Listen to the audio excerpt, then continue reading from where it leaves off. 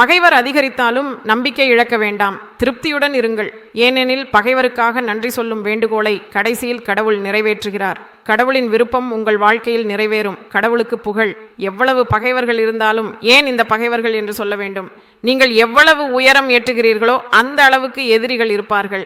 உங்களிடம் இருக்கும் பகைவர்களின் எண்ணிக்கையால் நீங்கள் வீதேகன்வர் என்று கருதப்படுகிறீர்கள். ஹல்லேலூயா. நீங்கள் இப்படித்தான் நினைத்துக் கொள்வீர்கள், ஓஹோ, என்னை நன்றாக ஆசீர்வதித்திருக்கிறார், ஆனால் பகைவர்களை அனுமதித்திருக்கிறார். தேவனுக்கு ஸ்தோத்திரம். பகைவர் ஒருவரும் நினைத்தால் தேவன் இன்னொரு முறையும் என் வெற்றிகளை நிறைவேற்றுவார். இப்படிப்பட்ட நம்பிக்கை இருந்தால் தேவனுக்கு ஸ்தோத்திரம் செலுத்துங்கள்.